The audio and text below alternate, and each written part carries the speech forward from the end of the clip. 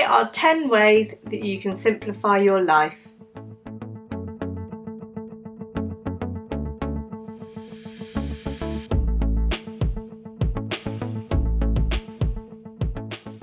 Hi, my name is Rachel. I do videos about decluttering, minimalism and my no spend year. And funny enough, I have done a video about how to simplify your life and I'll leave the link up above. But I have some new ideas and these are all different ones from what I've said in my previous video. These are new ways that you could try if you want to try and simplify your life so that you are getting more of a meaning from it, or if it just feels too chaotic and you want to calm it down. This is the best ways that I've been working on recently to make my life that little bit easier and to make things a bit more manageable. First up is to declutter. And you may be sick of me saying this, but I have loads of videos on decluttering. It is the best way to simplify your life by having less stuff. The less you have, the easier it will be to clean, to tidy, to put things away, to manage your home and the inventory in it by having less. The more stuff you have, the more you have to tidy, the more you have to move around, and it does make it a bigger job to do. So the less you have, the easier it will be to manage. So think about how you can reduce the amount of clutter within your home. I've done various different declutter challenges before, and I do my little acts of decluttering every month if that is a way that can make it manageable for you. But keep chipping away at the clutter and reducing down what you have in different areas around your home to make it easier to manage. Another area within that is creating a bit more of a capsule wardrobe. So reducing down what you have in your wardrobe is going to make it so much easier to get ready in the morning, because it'll be much easier to choose from the options that you know definitely fit, that will mix and match with one another. You've kind of already decided what outfits work, so it just means that when you go to your wardrobe you can quickly make a decision about what to wear, because you know what goes with what and what's best for different occasions. And when you're decluttering, you'll notice that the things that you do keep are items that you end up using even more, because you know that they are worthwhile, they're purposeful, they have meaning to them, so you really get the most out of the items that you keep. And all the items that you declutter tend to be items that you're not really using, that you don't reach for, that you don't want to use. So think carefully about the items that you keep and declutter as much as you can. My second tip is to automate your morning and evening routines. So doing the same thing at the same time every day in the morning and in the evening is going to make it easier to remember what to do, easier to kind of make them a habit so that you just do them automatically. You don't have any thinking process having to happen there. It's just happening automatically so that you can free up your thinking on other things. And if you have a very straightforward routine, in the morning, for example, it means that you're going to wake up nice and calm because you know exactly what's going to happen before you leave for work in the morning. So it means that you don't have that extra rush that's going on, that panic. You can choose your outfits before, the night before, so that you have like a set of routines that kind of set you up for the day and finish the day. So your evening routine might want to include a little tidy up of all the dishes and putting the dishwasher on. It might mean that you have to make sure that the kitchen side is clear, and that's part of your routine. It's just thinking about ways to automate things so you have less to think about on a regular basis. And if you put that little bit of tidying in at the end of the day or at the beginning of the day, it just means that you're giving yourself a fresh start every day. It's clearing things away and also helps you to keep on top of the clutter. Tip number 3 is to unsubscribe from emails, newsletters and memberships. Anything like that is going to add extra thinking time. Every time you get a new email through, you have to then process that email, decide what to do with it, delete it, unsubscribe, etc. It's creating extra jobs to do, extra thinking time, when if you can unsubscribe from them so they're not coming into your inbox in the first place, it means you have less to worry about, less to deal with, and it just simplifies some of those processes that you are engaging with on a daily basis. So if you're somebody that's checking their emails all the time, every day, having less coming in just means that it's going to be calmer for you.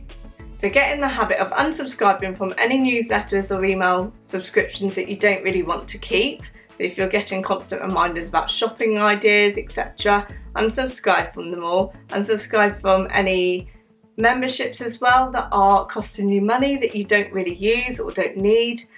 Think about any emails that might be classified as junk, mark them as junk so that they automatically go into a junk folder so that you don't have to look at them or see them, so that you are then simplifying the things that you do see. Tip number 4 is to meal plan, and I do talk about this one a lot as well. So I have got some other videos that I can share with you about meal planning, but planning your meals for the week can make it so much easier to manage the decision making with regards to what you're having for dinner and knowing exactly what ingredients to buy when you go shopping. If you're doing a meal plan, you can think about all the items that you've already got that need using up. You can plan that into your meals and then only purchase ingredients that you don't have to make those meals, so that you're not wasting any food. You're reducing down your spend as well, and it just means that your kind of decisions for the week for meals are already made. You could do this a week by week basis, so you're not planning too far ahead, but I know roughly that those are the meals that I'm going to have within the week, and I have leeway as to when I have those meals, so I don't have to have a stir fry on a Monday. It can be whenever within the week, depending on the dates of the products that I've bought. And also plan in some really simple, quick and easy meals. So one of my go-tos is stir fry for a quick and healthy meal. It doesn't take more than 15 minutes to make, and it's really nutritious and yummy. So that's something that I put in as a standard because I know it's good for me, and it's meaning that I'm also getting lots of veg in my diet, as well as it being a quick throw together meal without an awful lot of effort, which is sometimes what I need. And then you've got that leeway then on a busy day to pick one of those meals that is quick to do. It avoids then your kind of need for wanting a takeaway, so that you're then kind of foreseeing those plans, and it just makes it easier to manage. Number 5 is to prep lunch the night before. I now do this on a Sunday and a midweek because I make salad for the beginning of the week, so I always do that on a Monday, but I know that salad only lasts for about 3 days, so I make up 3 salads and then I don't have to think about my lunch for the first half of the week. Then halfway through I then make the lunch for the rest of the week, so it might be jack and potato or leftovers depending on what I've planned. So I don't have an awful lot of thinking time, and the prep is all done in one go, so that I don't have to panic in the morning about getting my lunch ready. It is already done. This works really well if you've got children for packed lunches. See if you can prep the night before for the lunch so that you don't have to worry about it in the morning, so that it's already done and then ready to go.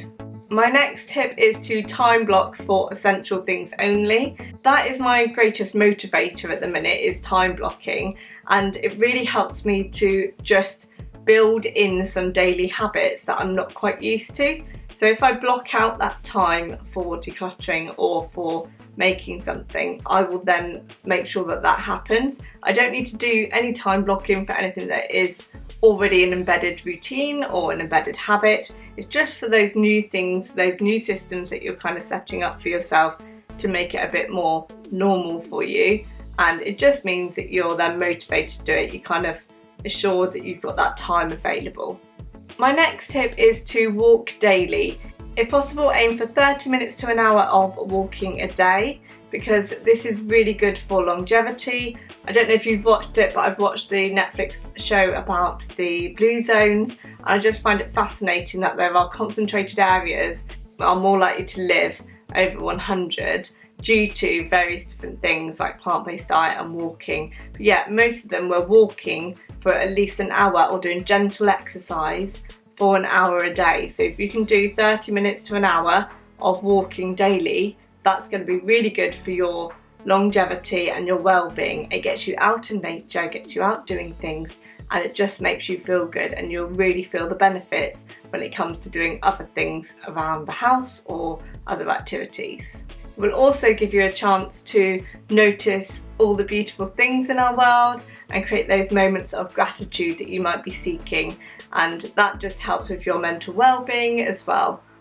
My next tip is to introduce pillars of rest. This is something that I learnt in the last year with regards to managing my chronic fatigue, but I think it's something that everybody should do. It's so busy everyday life, isn't it? That we can kind of get caught up into just going from job to job to job to job, doing one thing after another without really kind of thinking about what's going on with our bodies and our mind. And actually we do need rest breaks, but we need purposeful rest breaks, and we need more of them.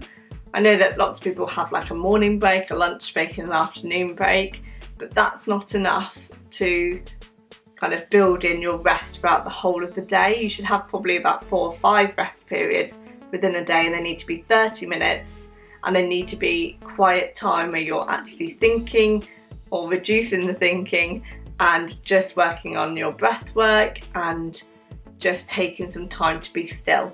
It can be really valuable then for productivity. It makes you be able to engage more in your tasks after those rest periods, so you'll actually be more productive throughout the day because you put more rest within it and time for your body to kind of think, your brain to think, and then re-look at something. My next tip is to have more guilt-free duvet days. Duvet days are great. I used to have them probably because I was burning out, probably about once a month, and that kind of worked. My body just said, no, I need to rest, and that's all I can do.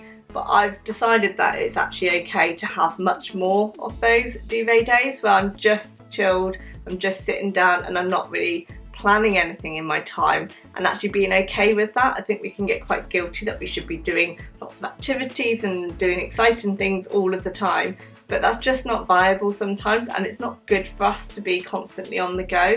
Our bodies aren't made for like this existential adventure that we keep wanting to seek, and actually just being alone and being quiet is equally valuable.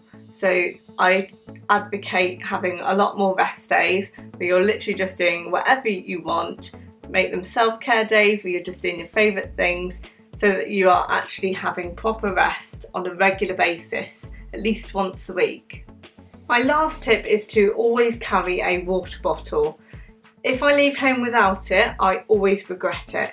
I just end up feeling thirsty all the time or dehydrated, and just feel like I can't function as well, and then I don't want to then buy bottled water. So I always make sure that I have a bottle of water with me, because I want to make sure that I'm staying hydrated throughout the day. I like to sip it as and when I feel like it, rather than gulping down big drinks. So that is something that I always recommend doing. And always make sure that it's a really good sturdy bottle. I know lots of people like the stainless steel Chili's bottles, but I'm not a fan of those. I like a bottle with a straw because I like to be able to sip. So that's just something I'd recommend. Make sure it's sturdy so that it lasts well within your bag, and always have it with you. And that will save you lots of money as well, because you will be less likely to buy drinks that you don't really need to buy when you can just have your water. So there are 10 things that I do to simplify my life. Hopefully they are ideas that you would like to take on board to help you to simplify your life and make it feel calm and relaxing and just a little bit more automated, so that you can gain some energy, you can gain some perspective, and then be able to prioritise other things. I shall be back for more videos soon on decluttering, minimalism and my no spend year. Take care, bye.